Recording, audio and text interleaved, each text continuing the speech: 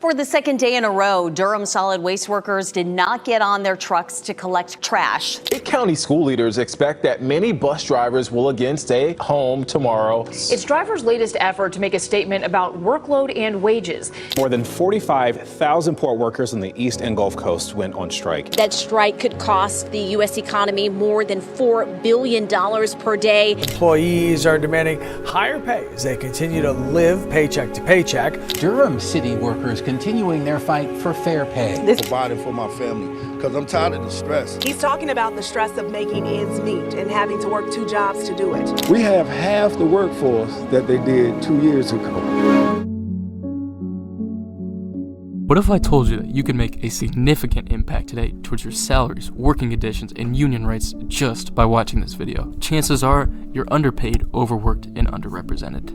North Carolina has been one of the most notable and highly discussed states in the U.S. over the last few decades regarding working conditions. Hundreds of large corporations have chosen to relocate here, leading to rapid development of the state and rapid suburbanization. While many think that the influx of large companies would generally lead to a higher quality of work in the state, this could not be further from the truth. According to an Oxfam study in 2024 on the quality of work among different states in the United States, North Carolina is by far the worst state for workers' rights, wages, and unionization, gauging factors like paid sick leave, rights to unionize, ease of unions, and wages. I'm sure many of you know somebody who's been denied crucial paid sick leave or have been denied yourself or received little help from the government in times of unemployment. 4 in 10 people have been denied crucial paid sick leave in North Carolina, according to WRAL. That's over 1.6 million a year.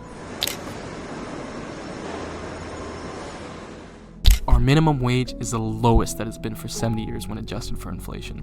The minimum wage was around $11.77 in 1956, adjusting for buying power, compared to our federal minimum wage of $7.25. For a state in the top 20% of American state-based economies, this is truly unacceptable. Let's talk about how we got here. Now, bear with me for a second. The roots and labor rights in North Carolina trace back to an early 19th century, with the rise of tobacco farms and hundreds of factories during the period of industrialization. Workers, of course, began organizing to improve their working conditions, wages, and hours, leading to the formation of labor unions like the Raleigh Typographical Union in 1854 and the Knights of Labor. These prominent organizations made significant strides towards the improvement of labor conditions in North Carolina. Although these prominent labor unions were able to organize successfully long ago, like the 1929 Gastonia strike, where mill workers fought for better pay, or the 1934 textile general strike, where thousands of North Carolinians walked out in search of better pay and working conditions, these occurrences are, in modern age, few and far between in the state because of outdated labor laws which suppress organized labor. Now, the government has responded quickly to these attempts for unionization, and in 1947,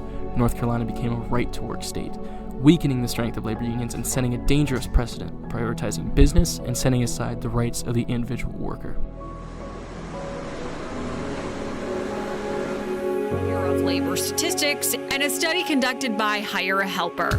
The study shows the percentage of workers who are union members in North Carolina is just 2.6%, second to last on the list, just ahead of South Carolina. Unions play a very crucial role in advocating for workers' rights, yet North Carolina's right-to-work laws pose significant challenges to unionization efforts. Part of the reason that we have such low union density relates to our laws, which are really stacked against workers organizing and forming unions. Currently, North Carolina offers few to no rights to workers to unionize, especially when compared to other states in the country. The study by Oxfam mentioned earlier gave every single state and territory in the U.S. an individual score on several different aspects of working conditions, including unionization and organization rights. Some states, like New York, gained a full score of 100, meaning they offer some of the best unionization rights in the country. Other states, like Florida, got more middling scores, ranging from 40s to 60s. However, North Carolina notably got the lowest score possible, literally a 0.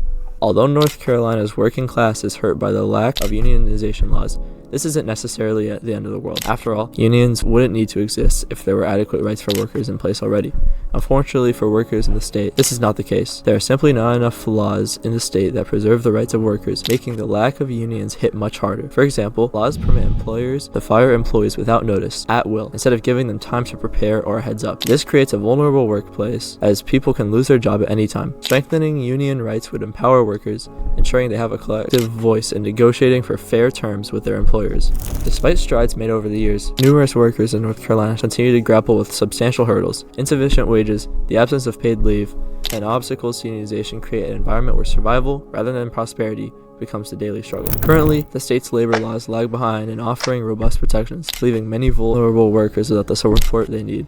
Our workers need more support from the state and its government. The large lack of unionization laws aren't the only problem that North Carolina's workers face. Many people in North Carolina work multiple jobs, but it's still not enough to cover all of their bills. The current minimum wage simply isn't cutting it. North Carolina's minimum wage, stuck at a federal minimum of $7.25 an hour, is far from a living wage. A large number of states across the country have $10 or higher as their minimum wage, some even having $15, over twice that of North Carolina's. Our low wages mean that many workers are forced to make tough choices between essentials like food, rent, and healthcare, and the choices that workers are forced to make get tougher as the price of rent goes farther and farther up.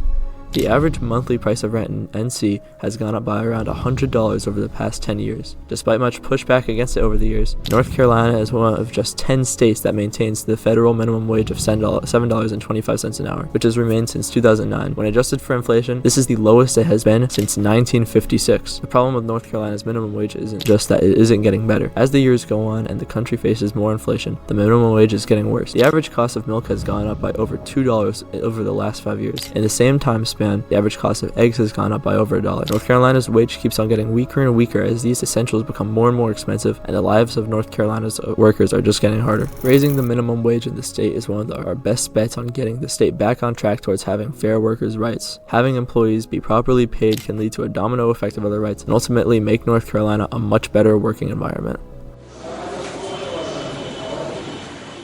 Alright, let's talk about paid leave. Without paid leave, workers often come to work while sick, risking the health and that of others. It's a public health issue as much as it is a labor rights issue. Paid sick leave is a fundamental right that many North Carolinians lack.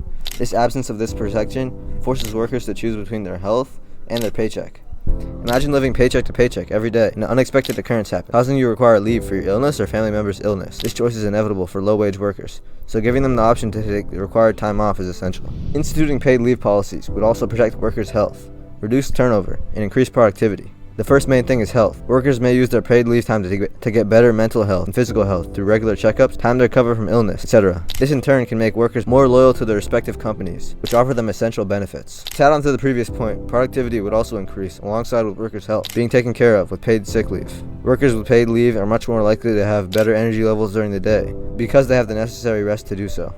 It's estimated that North Carolina losses as a result of lost productivity amount to around $8.4 billion annually, according to the Workers' Rights Project of NC. Whether it's medical, sick, family, or paid leave, this is one of the most crucial benefits that NC workers could receive. Paid leave like this can provide essential support for workers when they may be suffering from illness, caring for a loved one, raising a newborn child, etc.